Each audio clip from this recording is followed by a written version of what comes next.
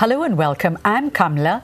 My guest today is Nickui Boyd. She's the co-founder of a Palo Alto startup called VersaMe. VersaMe, right? VersaMe. VersaMe. And their first product is called Starling, which is a wearable tech product for little kids. And they are focused on the first 1,000 days of a newborn. That's absolutely right. So in the first 4 years of a child's life, 80% of brain growth happens. And it's a time which hitherto people have thought of as a period for healthcare, not really education, but it's the most important period for a child's brain development, and that's why we're focused on that period. So where did you find this research that the first 1,000 days are the most important for a child's brain development? So there's 20 years, more than 20 years. Longitudinal studies. Exactly, in this area, but we came across it together with my co-founders via Professor Anne Fernald. She leads the language learning lab at Stanford, and she has been building on research in this area, and it was really through spending time with her when I was at Stanford that we got fascinated by this area and the importance of this time period, and that was one of the seeds of inspiration behind the Starling. So VersaMe means talk to me. Yes, yep. So VersaMe, if you go back to really the original derivation, Versa is gets back to talk, and then me, obviously me. So talk to me. Did you come up with the name?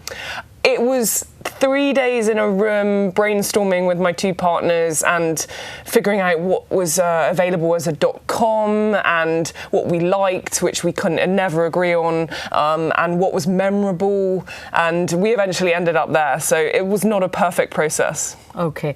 The two other founders are brothers. That's correct, yeah. And they are? John and Chris Borgiano. Okay, and they both were in the army? Yep, they went to West Point and then they served in the military overseas. They're 2 years apart, so and then they came back and they actually founded another business prior to this one called Everblue, and that was involved in adult education in and around energy. Oh, so adult education was their first startup. And then you met both of them at Stanford? Yep. Both of them were in the same class? That's right. That's right. That's unusual. It's very unusual, especially if they're not twins. They're just brothers. And in fact, it's a funny story. One of them sort of dragged the other one there, kicking and screaming. But I think that they both loved the experience, and hopefully they appreciated meeting me there. So I met them very early on. During my time there, and we immediately clicked. We had a shared interest in education, obviously. Why did you have education?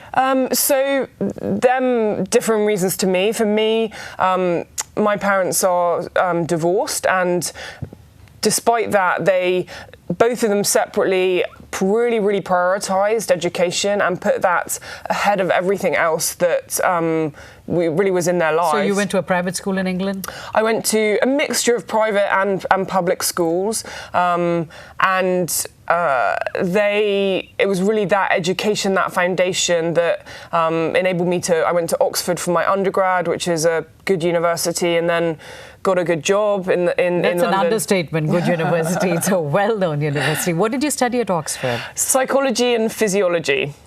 Okay, psychology and physiology, and then you went into the venture capital world or the equity world. Yeah, via a quick stint. I did a couple of years in strategy consulting right out of university, and then transferred over into private equity, so investing. How does that happen? How does a psychology major go into the world of finance?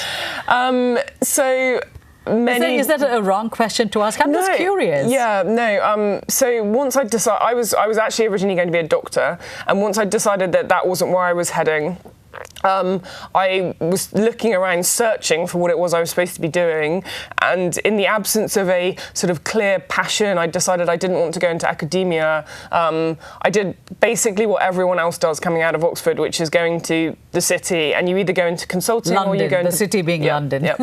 And you either go into consulting or you go into banking, and I went into consulting. So because London is the financial capital of the world. Yes, indeed. Okay.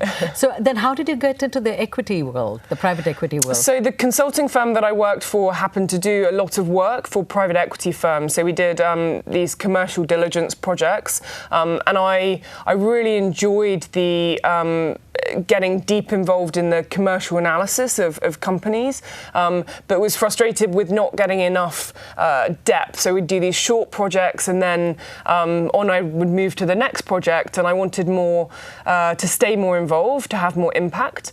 And so after 2 years in consulting, I navigated my way to one of our clients, actually, which was a private equity firm. And what did you do there? So I was an investment director, and I was involved in sourcing deal opportunities, then transacting, and that's a lot of diligence and questions. So you did a lot of due diligence, you did a lot of term sheets. Yes. And a lot of valuations. And a lot of valuations, a lot of Excel spreadsheets and numbers, absolutely. So did you ever look at Silicon Valley when you were doing all of this in England? So I was aware of Silicon Valley, partly because one of my colleagues who was heavily into the tech investment side of things, me less so.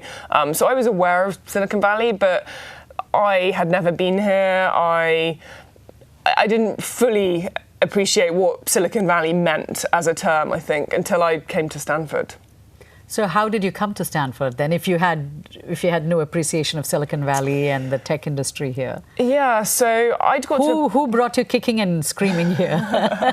Yeah, no, definitely not kicking and screaming. So I had a great career, great job, my firm. I loved my old firm and colleagues, but I was a little bit bored is probably too strong a word, but I was a bit itchy for a new challenge and opportunity. And so I was looking for something where I could take some time to do some exploring. And I decided that a 2-year MBA was probably too long to spend out of the workplace. And a friend of a friend actually mentioned this program that Stanford has, which is a 1-year master's program at the business school. The Sloan program. And it really fit the bill. So I had a look into it, and almost the next day signed up for my GMAT and started writing essays for the application process, and that was really it. And it's an expensive program. It's a very expensive program, yeah. Isn't it 150 or something in that neighborhood? 120 for tuition, but then by the time you've paid for living costs and all of that, yeah, you need 150 plus. Okay. So you land up here at Stanford, you meet your two co-founders, and then all three of you are drawn to education space. Yep. How did the idea for a startup come? I mean, you were on the other side of the table, and now you are this side, raising money and getting your hands dirty. You have never worked in a tech company. No. Never worked in hardware. No. So how did it come? I mean, you know, it's not easy doing a startup. No, it's not easy doing a startup, and doing a hardware startup is even harder, I would. So what were the things that kind of locked all three of you into this decision to say, yes, I think we have found our passion, I think we have found our calling, and my itchiness is going to stop, and I'm going to do this? So John and Chris, my two partners, they had previously founded a business and sold it. So they had experience as entrepreneurs and starting a business Where from was scratch. this? Which part of America? They were in North Carolina, actually, so over on the East Coast. And so they'd uprooted their families. One has 3 kids, the other has 2 kids, and brought them over to Stanford. So they had experience in that area. I had some complementary skills and some overlapping skills. And we just started exploring the ideas in education. And we did, at Stanford, there's a number of startup-related classes, and we, as a team, we joined one of those classes, which gave us a sort of forum to spend time thinking about business ideas. And what we found was we ended up starting to focus on younger and younger children, with a belief that the earlier you intervene in a child's life, the greater the impact you can have.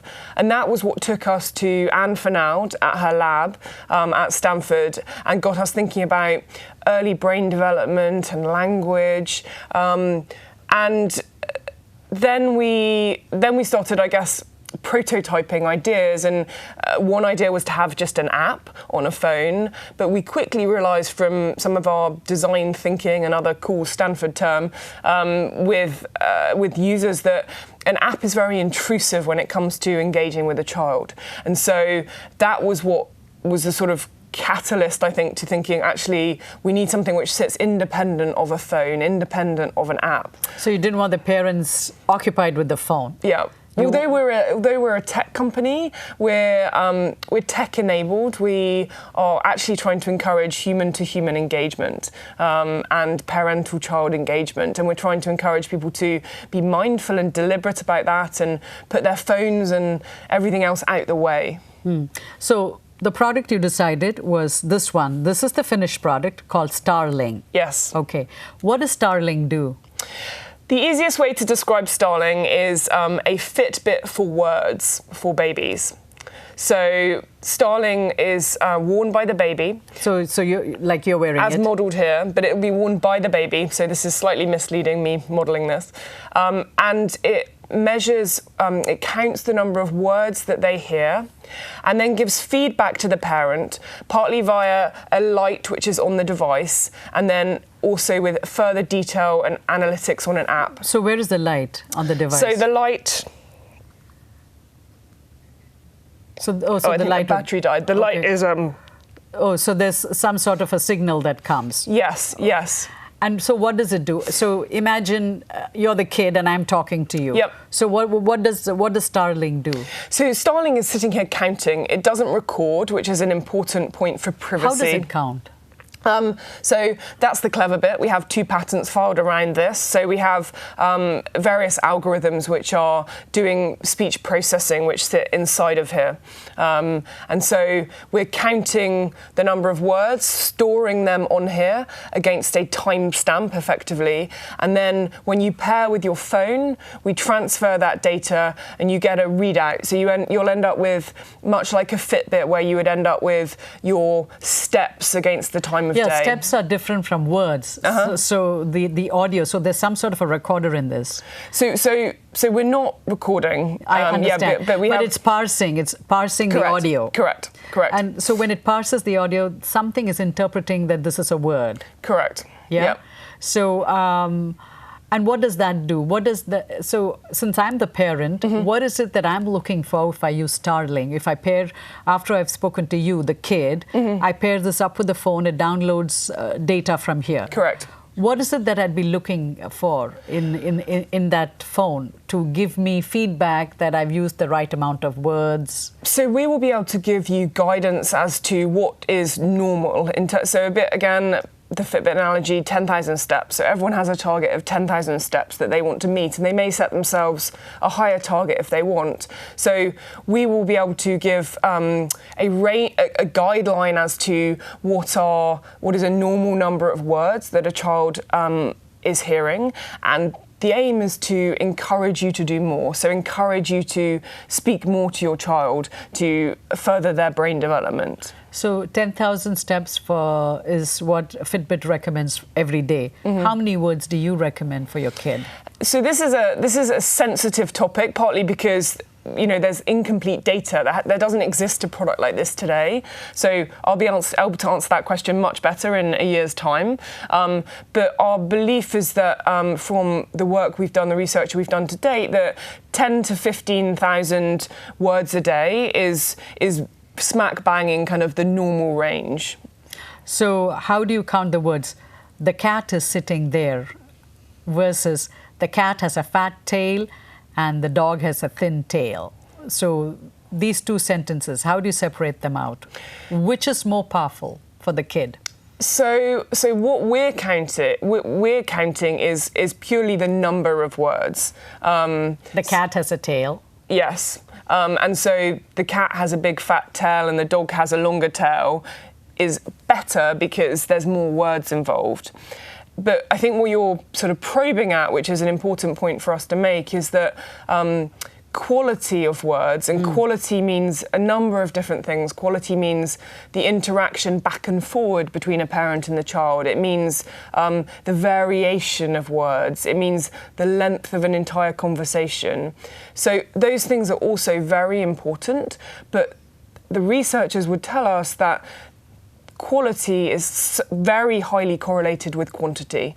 So what happens is that by encouraging more quantity, we're indirectly encouraging more quality. So if you say more, in reality, you don't just sit there and say dog, dog, dog, dog, dog. You start saying, you know, the dog with the thin tail and the loud bark and all of those things, which give you that diversity and that quality. So the repetition kind of makes the child aware of a pattern, the sound. So it starts to recognize the sound and starts to associate that sound with something. Yeah, a child needs to. I think this was one of the fascinating things for us was when we found out that although intuitively you realise that, you know, we're educated, we realised that language is important for a child. I don't think we realised how important and how young you should start. I mean, we encourage people to start reading to their child from birth, from the moment the child is born. Sometimes even before birth. Yes, indeed, and that's a whole other area of research. But they need to hear these words, even if you don't think they're going in, for that learning to emerge, for them to eventually start putting the pieces together and actually recognising and identifying and vocalising. So you locked into the idea, then you had to figure out what kind of a form factor it had to be. Did you know that it had to be a hardware? Because we talked about how the phone app would be too intrusive. Yeah. So you came up with something that would just be a part of the life, the child's life, exactly. Yeah. So this is the first one that you came up with? Yeah, so this was a Sharpie pen cap. This was a proof of concept very early on. You can see it's a Sharpie pen cap that was enable us to demonstrate that it attached to a child. And then there's a board in here that you see and a microphone on the end. This one? That one? Yeah, exactly. Okay. Exactly. So where did you source all of this from? Fries? From the local fries? So from the local fries, we have a hardware engineer, and he joined us pretty early, just in his spare time. And you know, he has a lab at home, and he pulled together some of this stuff from that as well. So that was the initial, your first prototype. Yep, exactly. And then we have a series of them. We have 5 of them, I think. Yeah, so then we moved into 3D printing. Okay, so where did you go to the tech shop? Yeah, exactly. So we in Menlo Park? We were borrowing, actually this one was in North Carolina. Okay. So we were borrowing friends' time to draw CAD diagrams and playing around, and so this was one of them. And then this So the hardware would have gone inside that. Exactly. So this is like a box, like a snuff box. Yeah. Okay. And then here's another one, which is just, as you can see, it's more like the sort of Sharpie cap. Right. And then there was a real sort of distinction because we worked with an industrial design firm. This was post-raising money, which I'm sure you'll ask me about in a minute. And we started exploring, you know, proper design concepts. And so then this other series that I have on the table here, these are 3D printed as we progress through that sort of design journey. So you went from square to star. How did that happen? So we explored with... Because in this country, they give stars to kids. Is that how it came about? Yeah, so the designer, Dan, his name is, he's done a bunch of children's products, and I mean, we've got hundreds of pages of ideas, and I don't know, he came up with this, however designers do, and we all sort of centered in on it. I think it's, as you say, there's very positive associations with the star. It's cute as a sort of shape. With the rounded edges, it's, you know, very child friendly. And so the combination of those things, we continued to explore other shapes and form factors, but we kept on circling back to a star. And this was another one. That's some sort of star come triangle, that one looks like, doesn't it? Okay. And then finally, this is the product. Yeah, so this is non-functioning, actually. This is what they call an appearance model. And what you'll see is here's the charging unit here. And then we ended up coming up with 3 different attachments. So this one is a clip, and I'm just going to pop it on the charger. And then this one is a sort of magnet-based attachment. And then this one is for a stroller. So this would go over a stroller. So you had to think of different use cases. Yeah, so we interviewed probably, I think, 2,000 parents, some ridiculous number. Where, all over North Carolina and here? In North Carolina, here. We did a lot in person, so probably a few hundred in person, then a lot of online surveying. And what you find is that parents have very different needs and wants, and so the reason we ended up with 3 different attachments, as we call them, was because we were trying to satisfy a number of different needs and use cases, and it may be that you'd have more. Yeah, we may have more. We may end up simplifying it to one. And we're only really going to see that when we have a number of these out in the wild. So you haven't released this product? So we came out of stealth mode about 6 weeks ago to run So we are lucky to have you. to run a crowdfunding campaign on Indiegogo, and we will be shipping in April 2016.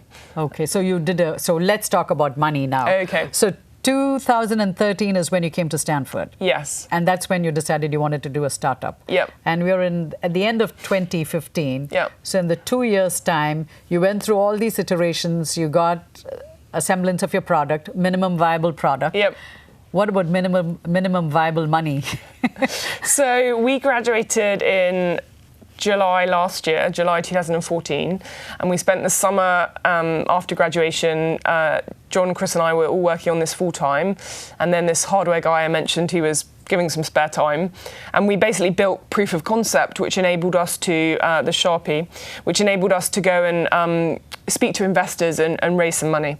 So we raised some seed capital just over a year ago now, and that enabled us to... How much did you... we raised $2.5 million. 2.5 million, and seed capital, but you also went the convertible note route. We did, yeah, we did. Now you're sitting on the other side of the table. You know, previously you were the one who was doing the due diligence for companies. What was it like to sit on the other side and negotiate your term sheet? It was interesting. I definitely felt an advantage because I had some knowledge of, you know, legal language and financial language around raising capital. But it is very different. So raising capital at a seed stage is very different to the investing I was doing with later stage companies.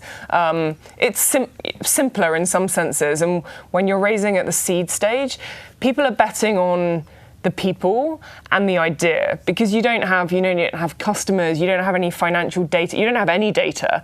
You have a story, which is trying to convince someone to believe in you and the size of the opportunity.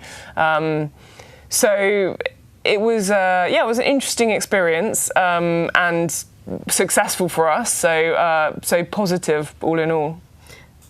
A few years ago, seed money would be, in the hundreds of thousands. If it crossed $1 million, usually if it was $2 million, it would be Series A. Yep. Those days are gone. Yep. Now we're in the age of unicorns.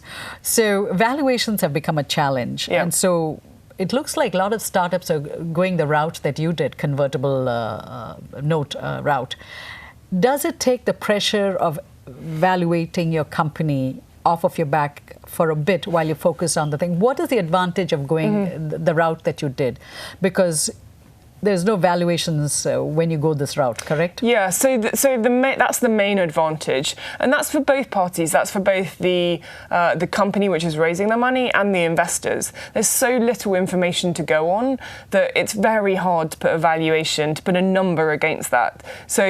But you're at the other end of the spectrum, because even the companies that are unicorns, they also have, we shall not mention the companies, but those who are unicorns, they also don't know what their business model is going to be. Many of them don't, yes. So what is different between you and that company is what I'm trying to understand as a regular person sitting and watching this whole drama. So I think that they have a bunch more data. So that data may not be profit, and it may not even be revenue in some instances, but they have, they have users. And so once you have some data which shows that there's significant interest. So if you acquire an audience. Indeed. And then the view is that you will be able to monetize that in some way. And so the revenue and profits will come. Whereas at the stage we were at, we had nothing. We could tell someone how many millions of babies were born each year. We could make a guess as the amount of that market we could capture.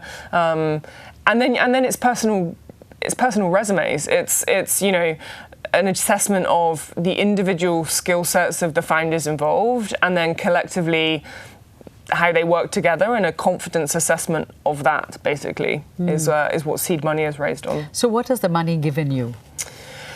So it enabled us to hire a team. So we hired we hired 4 employees. So from January this year, we started in January, there was 4 employees and 7 of us. And we've hired a couple more since then. And then the key thing for hardware is the cost around manufacturing. So you're manufacturing it where? In China. Okay, and what is the cost? I'm not going to be able to disclose the unit cost, but no, the if I want to buy this. Oh, sorry. Yes. So the retail price for launch is going to be $249, and that includes everything you see together with your charging equipment and the software. And we would love the price to be cheaper than that, but when you're manufacturing in low volume, the cost is extremely high, and so it's hard to get anywhere much lower than where we've started. But with volume over time, the hope is that we can bring that cost down significantly, like many other hardware businesses have done, and so become more accessible to the wider population. We have less than a minute left, and I want to ask you, when you left England 3 years ago, did you think this would be the path you would be going down? No, I had no idea. If you told me 3 years ago, this is where I'd be, I think I wouldn't have been totally surprised, because I've always been an adventurous person and so open-minded to the next thing. But I wouldn't have predicted this. I never would have predicted this. We never got to your obsession of being a triathlete, so that's another question. And we didn't talk about the orange bus tour that you took. So you've done a lot. In 3 years, you have traveled all over America in your orange bus? Yes, absolutely.